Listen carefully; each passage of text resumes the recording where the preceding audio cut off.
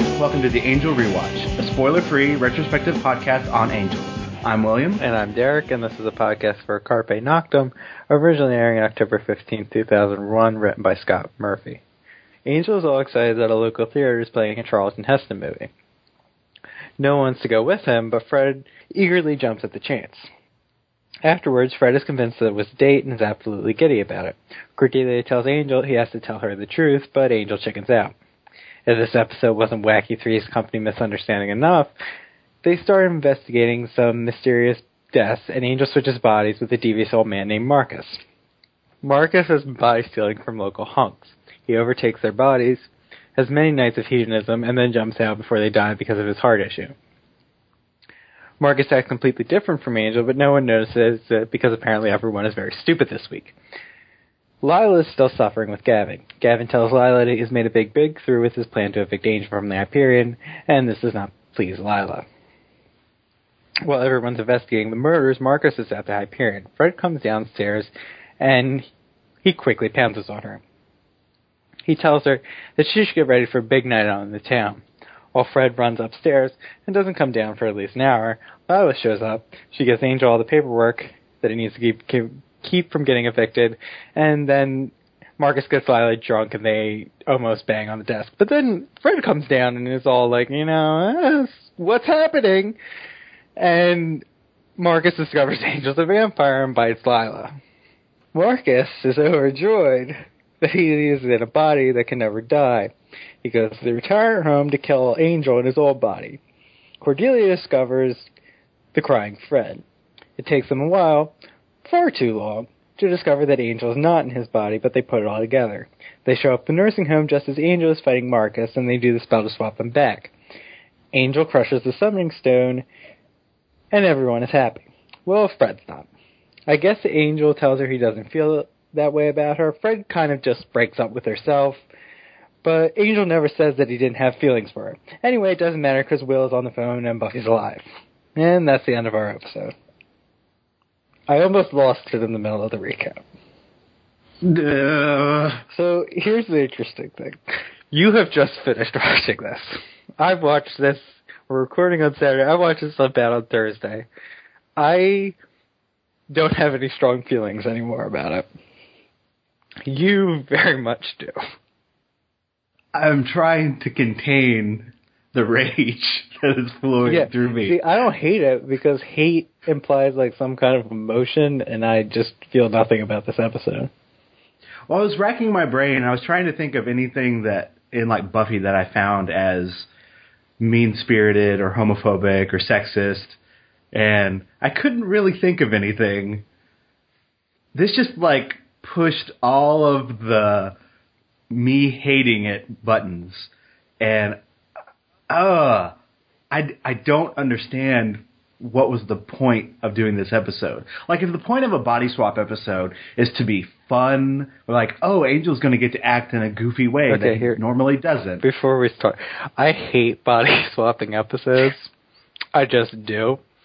I don't mind it as much when it's kind of a horror thing, because the idea of people switching bodies is, like, terrifying to me, and it makes me very uncomfortable. But more often than not, body-switching episodes are supposed to be funny, and I hate it because there's nothing funny about it. It just makes me feel really uncomfortable. And that's probably just a personal issue, but the fact that this is a comedy episode and it is not particularly funny is a problem. At least personally. Oh, but it makes a bunch of homophobic jokes. And, I mean, Angel wears a letter, so obviously he likes it up the butt. It's so funny. Gosh. I think this might be the angriest you've ever been. This episode is going to break me. I really, I don't get the point. Like, well, if it was trying to be funny, it completely failed. And making, like, I guess getting Angel to act different. Sure, that can be a plus. We remember sensibility, sensitivity. I'll never get it right. Sensitivity, yes. But having him be a sexist, homophobic, just Well, he is a 90-year-old man. I don't really have a problem with the Mark. It makes perfect sense to me that Marcus is the way that he is. Fine, yeah. Sure. I have... You're so angry. I have a problem with no one notices that Angel is acting completely different. Especially Cordelia. Right. Yeah, well, okay. Well, Apparently I'm going to defend this, and I didn't anticipate that. I do enjoy that Angel's acting different because David Boreanaz is clearly David Boreanaz enjoys when he gets to play Angel as a little bit more goofy and giddy. Because it's a bit more in line with his actual personality. So I enjoyed him enjoying himself. See, but that also throws it in my face kind of thing. Like, the fact that he's enjoying it, or it seems to be enjoying it, which it fits the character. Marcus should want to be young and just burn these bodies out, which is basically what he's been doing. Mm-hmm. But here's I'm when the show's in the episode, but I kind of checked out honestly. So why does the first muscle hunk collapse into a skin bag? But then is it implied that all these bodies are dying because Marcus has a heart condition and it jumps? No, I think it has to deal with the fact that it's just supernatural. And well, aren't they talking about bodies? They're not talking about skin bags. Well, it's like their intestines fall. I don't know. We only get to see the one other body, and it's just skin on the floor. Mm-hmm. I feel like it's some part of the supernatural. It's just burning them out. Well, kind of in Lonely Hearts, how the eel thing went into the bodies and just used them up. Yeah, but I was confused that they said bodies several times and they didn't say there's just piles of skin. Which I think is a more descriptive and accurate term to what's happening to the bodies, because that is not a body of that first guy. That is a pile of skin that he just collapses. Which I have no problem that the spell just runs out. I'm not sure why this spell has a limit. I assumed it was connected to Marcus's heart condition because he's happy that Angel heart doesn't work, so he can't die. Right. I mean, that makes more sense to me. It doesn't mean the episode's not that. Yeah, I mean, I guess we do have but why it doesn't make sense why their insides just disappear and he falls to the ground. But he does go oh, my heart, and then goes back. It looked like he was having a heart attack, and then he becomes a skin bag. Right. Wow, you just made me have to help explain. God, no, I don't want to explain this episode. I hate it. You've kept that hidden for so long. How do you feel about it? The fact that the episode seems to think that it's fun and funny also bothers me. Mm-hmm. I mean, the most thing I'm upset about is they wasted the title on this episode because I think it's a cool title. Okay. So Gunn and Wesley aren't there for the entire. Well, they want to go see hookers, so. Why you? They contribute in very important ways. They want to see some boobies. Apparently, all men are dogs, and they are pretty immature when it comes to sexual things. So I think it's pretty in character that they want to go. Yeah. Okay. Fine. That's I didn't have as much of a problem. It was just the snowball effect of yes, I could agree with it. The problem that makes no sense and is completely out of character is Cordelia just not picking up on anything weird that Angel. Well, they notice he's being weird, but no one calls him on it. Yeah, and they go so as far for Cordelia to go, we're all thinking it. He's Angelus. Yeah. That really upsets me. Because it's a comedy scene where they talk about how Angelus is back, and when Angel went dark, Cordelia did not make jokes about it. And then we had the Angel having to turn west down scene, which was supposed to be funny and awkward. So Marcus thinks he's a gay man with Wesley, but then flirts with the women like he thinks Angel has a previous relationship with them when it comes to Lila and Fred. Not so much Cordelia, because I guess he gets pretty much off the bat that there's nothing there. I don't know. Whatever. Why is Lila trying to help Angel out? I don't care about Gavin. That I don't have a problem with that. Because she doesn't want Gavin to win. Okay, but after the whole the Cordelia thing was just business. If Angel is actually in that office, he might actually just kill her there. I don't think so.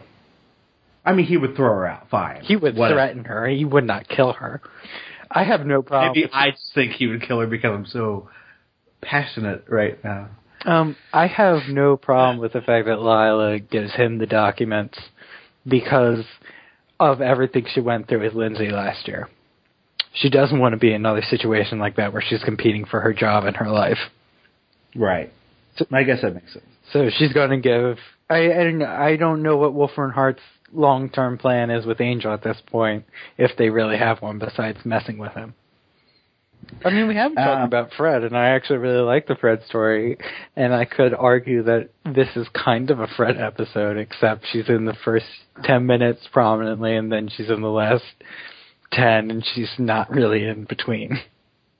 See, I don't want to talk about Fred because it's not redeeming because there's no redeeming this episode for me, but I do like Fred in this episode.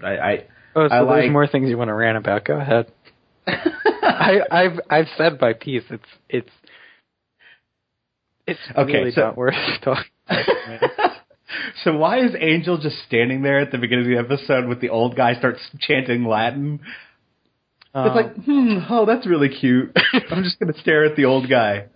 I don't know. Because they needed to do a body switch. God. Why? I really, really... Okay, and the episode also, I feel, gets kind of voyeuristic. Like, whenever Angel goes on the prowl, which is very intentional, this episode made me feel uncomfortable in the worst way possible. Like, not in the, make yourself feel awkward, like they're trying to sell it being, like, awkward funny. I just felt really uncomfortable. Like, I don't want to be watching this. Well, that's why I feel about body swaps. Why are you making me sit through this? That's how I feel about body swap comedy episodes, where I just feel uncomfortable and it makes my skin crawl that someone else is walking around in someone else's body and they're playing it off as awkward comedy, which I can enjoy quite a bit. But this is just, it's more horrifying to me than it could ever be funny. Right, and they only played up the horror aspect at the end of the episode with Angel hunting down, Angel, but the old Marcus? Man. Wait, who? Yeah, Marcus hunting Angel. Which happens very Angel as the old man, right. And it's done in like an instant, which Angel tries to hit him over the head with a broom. I also thought that Marcus's acting was questionable, but luckily they didn't spend much time with him, so... well, okay, here's another thing that I liked how they played off the believability that when Marcus switches bodies, the nurse was kind of a dick, but he was a believable kind of dick. They just think he's having episodes. And it worked logically for me on that front, whether anything else in the episode did is up for debate. But I did like that they at least threw that detail out there. Right, and I didn't mind, I guess, his friend that's in the... I don't know why. What purpose does his friend serve? I don't know. Because I thought when Angel's trying to get out the second time and when Marcus comes to kill him, I thought the friend was somehow going to be in on it. He was also evil, but he just seems to be a nice old man. Yeah, and it kind of... But they didn't... It's not like they played up that he might be evil. It's just that I was trying to figure out, why are you in this episode? And you need to have some kind of purpose. Right, but it also plays up it contradicts when Angel's like, you don't have any friends. Well, there's that guy. And who is that guy friends with? Is he friends with Marcus, or is he friends with the hunks Marcus body switches with? I have no idea. Oh, and random thing that I noticed. So when Angel goes out of the club, he's macking on that guy's girlfriend, which the girlfriend's like, oh, my boyfriend might show up at any time, makes it more exciting. Ugh, dumb. The boyfriend and his posse show up and they start fighting, and one of the random club guy does a roundhouse kick. It was so out of place and random, and I was like, wait, wow, I just have to do this first. Jumps off the balcony. So terrible. We can talk about Fred now. I'm sorry. I feel like there's more things that you want to rant about. Is there anything in the Marcus story that you vaguely enjoy? No. Definite silence. I can try and think. No, nothing. No. The thing it did is draw up this hatred, so that whenever Fred gets heart crushed, I feel a lot of sympathy for Fred. Okay. So if that wants to be a plus, fine. I hated this. So I just want to make sure. You hate this episode because I don't think you've said it enough that you hate it. I will repeat it 100 times. All right. I probably already have. Probably. Let's talk about Fred. If there's a drinking game that someone takes a shot every time you said hate, I'm pretty sure they have liver disease at this point. Okay. So let's talk about Fred, because while the rest of the episode handles things in a juvenile fashion, I think they handle the Fred thing with quite a bit of maturity, how they approach it. Do you agree, or you hate everything? No, I agree. I know I've been pretty ranty thus far, but the beginning of the episode, I like them addressing this thing and then having Cordelia kind of because I like push Angel to try and talk to I Fred. like how it's not, if on another show, this might have been like a joke at Fred's expense, like it would come off as a comedy scene where she's in there with Wesley telling him about how amazing the date was. Like, haha, Fred doesn't understand, but it's the whole thing that it comes off as very sad. Yeah, it does come across as sad with Fred. One thing, not to derail and go back to the negative again. No, please derail. So the episode starts off as this, okay, now we need to address this crush that she has for Angel. Mm-hmm. Except the whole point of the episode is we don't actually address the crush that she has for Angel. I guess she, Fred internally gets to, because she gets heartbroken at the scene of Angel atop of Lila. Mm-hmm. But Marcus. Let's just call him Marcus, because I feel like Marcus, it's unfair to Angel. It's like I say, it's Angel. But by not, they just have the fact that, she has this crush or whatever, but we don't actually have the maturity of Angel actually talking to Fred. Angel doesn't grow at all in this episode, and there's an opportunity for him to. And they don't capitalize it. And they don't have a problem with that. I feel like it's in character that Angel doesn't talk to her because he is immature.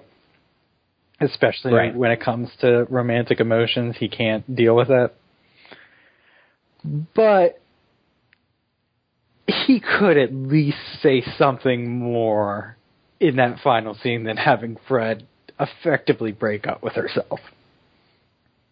Right. The most he says is, yeah, she was right and probably screwed up. And then he probably would, but he could at least try. And then Buffy calls it yeah, see ya. Out of here. He dashes off. I mean, like, Fred has quick, this nice little line about what love is, and it's good things. It can be everything, or maybe something you want to avoid. And then Buffy calls and goes, "See ya." I mean, he does look at her for like a split second, but then he immediately runs away. He moves so quickly. There should have been a cartoon like puff of smoke there. Yeah, and I don't think it's ever going to be addressed what he does. I mean, it might be addressed in the future that Angel's immature, sure, but I don't think this specific instance of him leaving Fred out there on the patio by herself is going to be addressed. Right. I mean, the thing I do like about that is it's Fred herself coming to the realization. It's. I mean, her. If we ignore all the Marcus stuff, it tells a nice Fred story. Oh, right. If you just go the beginning, Cordelia tells Angel to talk to Fred. Fred gets heartbroken, and then Fred talks to herself while Angel's there at the end of the episode. A+. Well, going back to the beginning, because I really do like the first 10 minutes, is I like how they created this crush, because when she was in Pylea, she kind of infantilized herself. She thought she's like separated from reality, and she was in a fantasy world where she was this little girl who was surviving on her own, and then Angel literally comes in on a big white horse and saves her, and he's like a knight, so it makes sense that she becomes attached to him. And the way that Angel has spoken to Fred is much different than the way he speaks to anybody else on the team. And we know, because of who Angel is, that is not coming from a romantic place, but she doesn't. Right. It's kind of like if in season 1 we had one of the many damsels, if they ended up like living with him. How naturally you could see one of them have that kind of hero worship. Yeah, I mean, I still think he treats Fred like she is a little sister or someone who needs to be protected. Right. I mean, he's very affectionate with her, and the other thing is that Angel, we don't see Angel touch a lot of people, but he definitely does touch Fred in comforting ways. Right, and we see him like offer up his arm when they go off to the movies. Yeah. Like when they first met her and he booped her on the nose. Right. I think Angel finds her cute because she is. Not that he's attracted to her. I think he finds her cute. The same way we saw him deal with children. I think that's how he sees her. And I thought there was an actual opportunity to also like address the crush and address like the way Angel has been interacting with her. Like he could own up to the fact that, I'm sorry that you misconstrued this. It was my fault. Which is what Cordelia says to him that he needs to do. Right, and I like Cordelia being the mediator and her explaining when Cordelia why she would have a crush. In the beginning of the episode, you mean, and then she turns into a moron? She's smart when she interacts with Angel at the beginning of the episode. I like her interacting with Fred when Fred is crying on the floor. Basically, when Cordelia acts in character, I'm fine. I'm fine. Cordelia acts in character. I feel like Cordelia gets body swapped at some point too. I mean, we're all thinking of it. He's Angelus.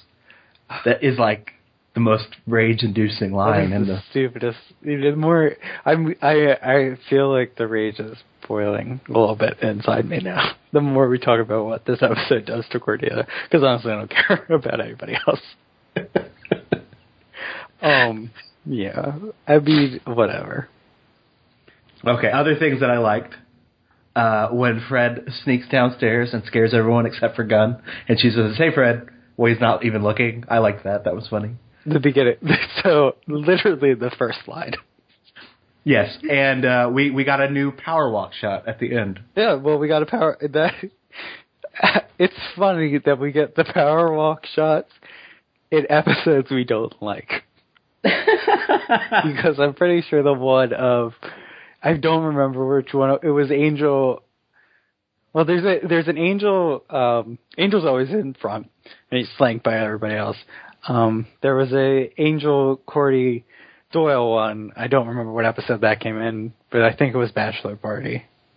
There was the one that they had that was a shot from a scene that there's never a one existed. from an episode that doesn't exist. Then there's one with Wesley, Angel, and Cordelia. But anyway, it's just funny that we get the group shots and the credits, and there are episodes we don't like. Right, and it's usually that Angel is acting out of character, because Angel is never going to wear that red shirt again. Right. It's also sad that there's that shot of Fred when she's like dolled up, and she's wearing a dress. So how long does it take Fred to get ready? That is my question. Because Lila comes in, and then she has enough drinks that she feels she can't drive. And then the sex almost happens. And then Fred comes down. I guess you could see Fred getting neurotic and being like, oh, it's a really big, important date. Like, I need to... Where did she get the dress? There's so many questions. I don't want to think more on this situation than I have to. Well, let's talk about the fact that Lila... Well, no, we'll save that after feedback. Never mind. Okay. I lied. Is there anything else we want to talk about? Anything that you feel... I mean, you've said it... I think you should explain more about why it makes you angry, because you just said it makes you angry, and you don't. It pushes all your buttons, but I think you need to explain why. Okay, obviously none of the characters act in logical ways or in ways that is in character, so we have Cordelia acting dumb, the rest of the gang not noticing. Mm-hmm. I hate the fact that it is played up for comedy, yet it's being really homophobic when he's making gay jokes about himself, and the scene with Wes, I just found it awkward in not a funny way, but awkward in a, why are you making me sit through this kind of way? So the humor is it's mean-spirited, and it's not funny for you. Correct. It's more offensive than it is funny. Right. Okay. And him being really creepy and predatory about all these girls and using the same creepy lines made me feel uncomfortable, which is what it's supposed to do, but no one's calling him on it, or they brush it off, or they have other girl characters kind of fall in line with it, like the person where, oh, my boyfriend's coming, or the fact that Lila goes for it, whatever. Lots of things that bother me, not dealing with Fred's crush by just having this stupid body swap story so that we can kind of just brush it off and move along. Like, they're never going to address this again. Mm-hmm. Her feelings. I mean, there's a way... If you have a body swap, and then you deal with the crush, I mean, Marcus has to be a completely different person. But there is an episode where Angel gets switched out of his body, and then someone else has to deal with her crush. And they deal with it better than Angel would. Right. But that does not happen. Or they deal with it worse than Angel would, and then Angel has to deal with it in the correct way. They also failed at... Which is what I think this episode is supposed to be, but Angel doesn't deal with it at all because Fred does it all for him. And I don't... Right. If it is Fred dealing with the crush all by herself, then I think we need to see the scene between her and Cordelia where Cordelia explains it to her. Not have her say later, Cordelia explained it to me, and now I get it. Right. Yeah. Because that doesn't actually happen. They tell us it happens. And then they mishandle the end of the episode, even though, I mean, they mishandle the whole episode, but they have an opportunity at the end of the episode to salvage some of the parts. Right. And because Buffy's alive. And she's been alive for like a month. What was Willow doing?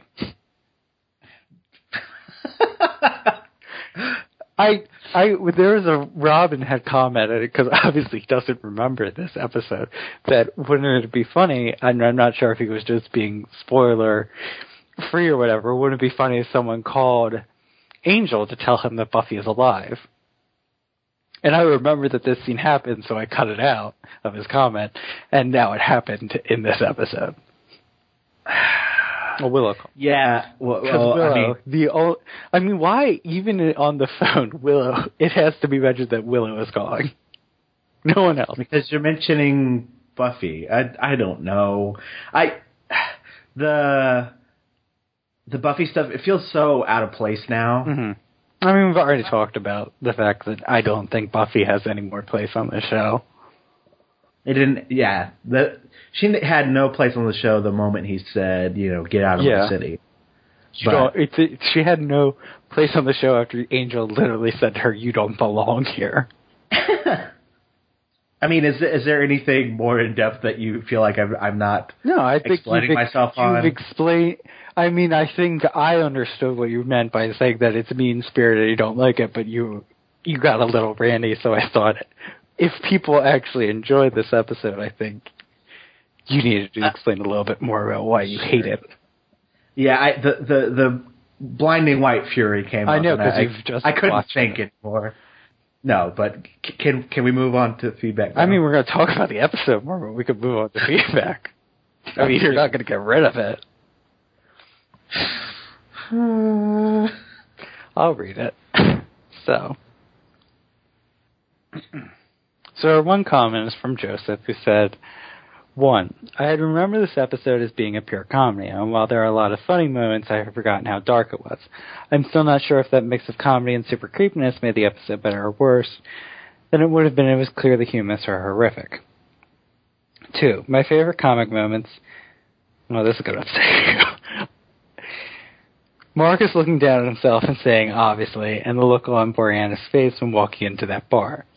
3. I liked Lila pulling that cross. I was surprised that she was willing to make out on Angel's desk, but he is pretty, and I respect that she had a backup plan. 4. It would be hilarious if next episode Gavin gets Angel arrested for having a bunch of forged documents. He wouldn't even be able to blame Lila very convincingly. 5. Lastly, if this were a Tales from the Dark Side episode, it would end with Marcus using a backup stone, grabbing a new body, and then meeting a lonely hearts demon. As the camera fades to the credits, we would hear them saying, "I've ever told you you're a beautiful woman, and I just want to make a connection," followed by screaming. Which is funnier than the entire episode.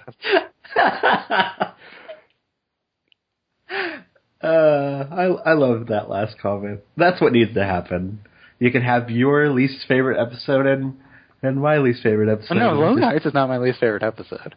Expecting is still my least favorite. Okay, that's true. Well, we can never forget about Expecting, though, can we? The moment you touch Cordelia, we have a problem. I think, okay, so there is something very interesting about seeing Angel being all smiley and things, but they never play up the creep factor. No, I don't. I don't think that's just Joseph that there is any kind of creepiness.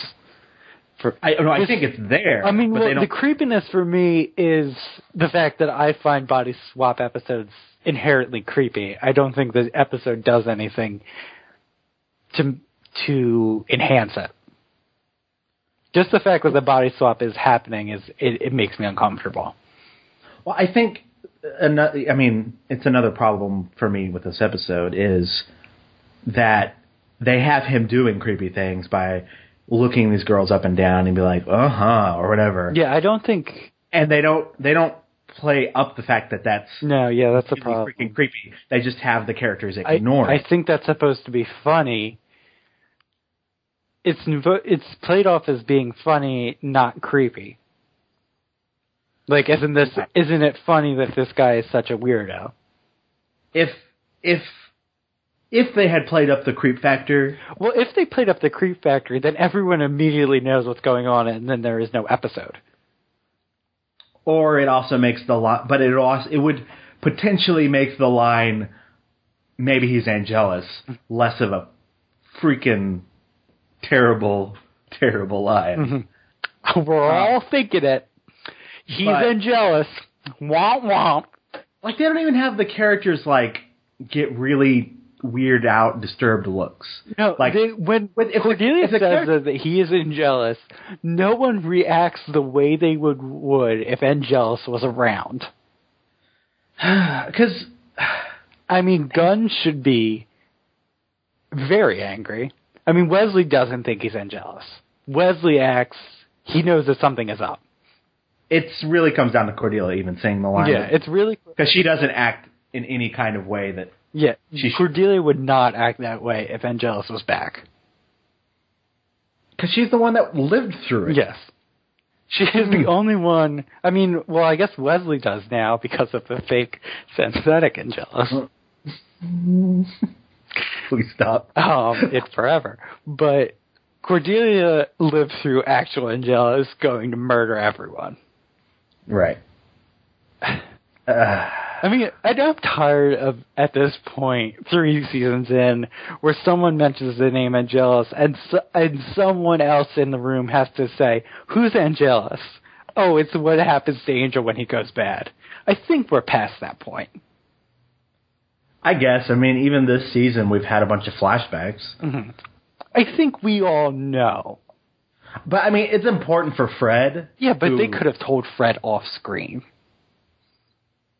Like, she doesn't... It's just the recap nature of it that I think I mean, whatever. I mean, it's not a huge deal, and I probably shouldn't get this angry about it. Especially since I'm pretty ambivalent about other questionable things. They do it with Buffy at the end of the episode, where Fred goes, Buffy, and then... Yeah, well, Fred knows who Buffy is. She has to, because when Angel came back... But she doesn't. Yeah, but she did. At one point, she did. Because when Angel comes back in the premiere, she knows that he left because someone important to him died. And I don't know if she says her name, but she has to know. Someone had to have told her the name. And she was there when Angel found out and said it's Buffy. Well, I guess, but no one... well, yeah. Okay, that makes sense. That line makes sense. But she was holed up in a room for however many months, and not really interacting with the rest of the gang. So there is some plausible deniability of her not knowing what else is going on. Huge deal, but she did at one point know, and whatever. Anyway, I did want to talk about the fact that Lila goes for it with Marcus, which to me made a lot of sense. Please explain. Okay, well, because Lila before has tried to use her sexuality to manipulate Angel. And she keeps trying it, and Angel doesn't keep buying it. So for me, it makes sense that she is in some way kind of attracted to him. And it's not so much a manipulation. I think that Lila does use her sexuality as a manipulation technique, but you think she would learn at this point that it's not working. Right. She has been using it as a weapon, and she pretty much stopped doing it the moment he threatened her in the car. Well, she did it. No, she did it. Was it last week we had the Cordelia thing, or was that 2 weeks ago? It was 2 weeks ago, because last week was 2 weeks ago. It's old. So, and she does it when she's saying about you do this for me, and we'll make the Cordelia problem go away. She whispers in his ear, rubs his shoulders. I mean, it's what she does. Right. But, I mean, that scene is... Like, she doesn't do that in that scene, I guess. Like, she's not initiating all of the flirting. But I guess the fact that... In this scene. And then... I mean, and if she thinks... that if Wolf and Hart still think that Angel sleeps with someone and he loses his soul, that's what they want, so why wouldn't she do it? Right. Or the fact that she can have some sort of control over him. I do like that, like Joseph said, she has the cross. But it makes sense to me that she in this episode where nothing makes sense, I do think that Lila succumbing to Marcus's seductions is in line with her character. Sure, all he ever says is, has anyone ever told you how beautiful you are, or whatever? Well, then he kisses her. And she goes for it. It's not a great line, but no, I do think that she is. It does look like Angel on some level. I guess that's the line of an 80-year-old man. Yeah, homophobic. That line is creepy. I mean, he's not racist because his best friend's a black man. He can't be racist. That's the one box they didn't check. Kill. A homophobic, misogynistic horn dog. Is it? Oh, never mind. Whatever. He's going up for these like 20-year-old girls, and he's like an 80-year-old man. Mm-hmm. Does that play more of a factor? Because that really bothered me as well. Well, then it should bother you that Angel flirts with anyone that looks his age because he's 250. Right. The Buffy thing's very creepy. But I do think that Angel has the emotional surety of about an early 20-year-old. Which is not a knock on his character. I think that's intentional, and Angel is very immature. Right. Like, him being petty is always funny. Yeah. Is there anything else that you want to talk about? No. Do you? No. Okay. Can't imagine why. So, I know you have so many to choose from, but favorite moment. Do you want me to go first? No, I can go first. That's fine.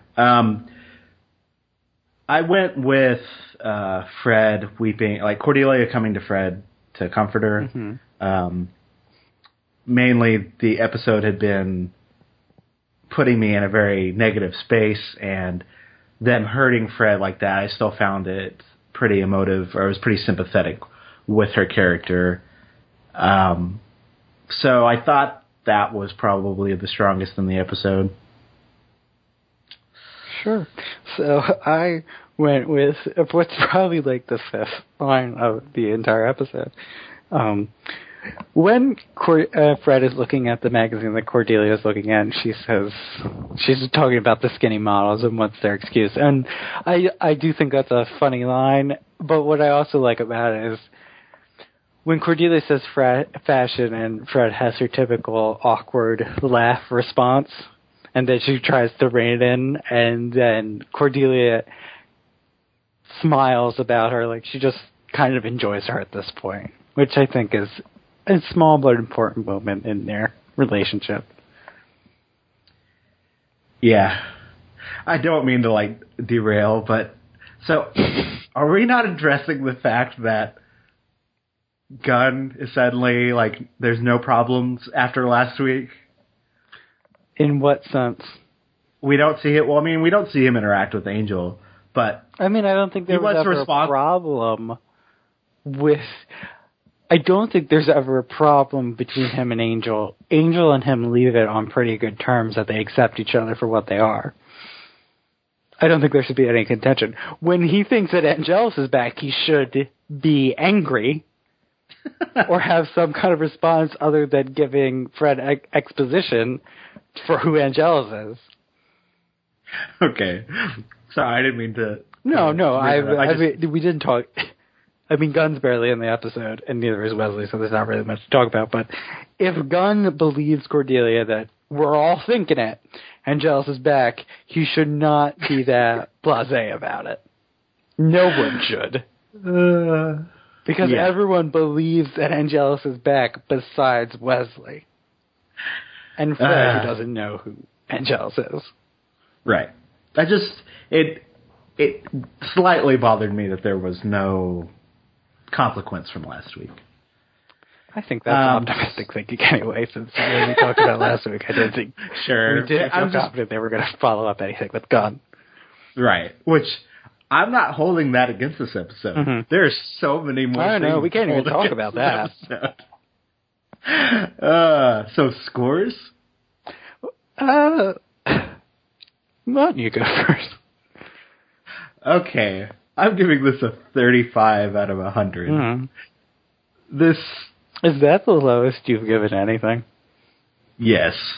Wow. And I know I'm known for, like, Mr. Happy and defender of bad television. Like, I even gave She a pretty... So much on this podcast. Sure. Sure. maybe not. You so are much quite more optimistic than I am. I thought this was just trash, and the only redeemable thing was Fred, but even that bothered me at the way they mishandled the end. Mm-hmm. Like, the way we're going to get to explain away this thing we've been building up with her crush that felt very natural. It bothers me. Like, I like the fact that she kind of comes to terms with it herself, but they mishandle the fact that Angel doesn't even accept any kind of responsibility in the whole situation. I don't know. Pissed me off. I'm done. I don't want to ever talk about this until more comments roll in. I mean, Joseph, comic highlights were two of your most rage-inducing moments. I know. Okay. I guess it's very humor is subjective. Personal feelings about the episode. But I do think that you've explained it more than it's just you don't like it. Right. Okay. It's not like Lindsay and his stupid face. No, it's not like my irrational hatred of Lindsay and everything he's involved in. Though I do not want to talk about Lindsay anymore, because I think I've explained it quite well enough at this point. Anyway. Another 3-hour podcast. You've brought me down a little bit. I do not like this episode, but like I said, I do not hate it because I don't care. I pretty much wrote it off about halfway through when I realized nothing of consequence is going to happen in this episode. So I'm just going to give it a 47. Right. Okay. That's not terrible. I gave She like a really... You gave it in the 50 somewhere. Yeah. So... I mean, season 1 episodes were rage-inducing because I was just tired of watching this dumb show that wasn't progressing in any interesting ways. Right. This is just I'm writing it off as a bad episode. No, this episode made me want to like turn the television off. Like, I don't know. Well, here's the thing. I had been very busy the day that I watched this and thought, well, I'm just going to watch the Angel Rewatch episode to take a break from the work I'm doing, and then it did not calm me down at all. Didn't make me feel better. And still, I don't hold it against. I just don't care. Right. I'm hoping we don't run into something like this. I don't even. Oh man, I don't know if I was this angry at expecting, which doesn't make sense because I should be that angry at expecting. I think you were. I think I overwhelmed it because, as I said, if you touch Cordelia, I get a little testy. All right. And if you'd like to leave us some feedback, hopefully not on this episode, you can do so by... Because I enjoy Angry William. You can do so by commenting on the post at theangelrewatch.wordpress.com. Or you can send an email with a voicemail or whatever to angelrewatch@gmail.com. Or you can call our voicemail number at 206-203-3276. Or you can go to the Tumblr, which is angelrewatch.tumblr.com, to see all the reviews archived there and the gifts of whatever episode we're watching that week. We're available on YouTube, iTunes, and Stitcher. While you're there, leave us a review. It really helps promote the show. You can follow me on Twitter at NerdGuyWilliam. And you can follow me on Twitter and Tumblr at The Comfortador.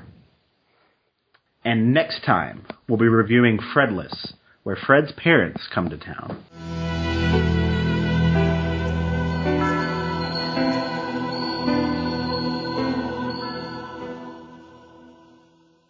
I just want to hold a big middle finger to this episode and then punch it in its stupid face. I really think you should cut that and put it at the end of the episode.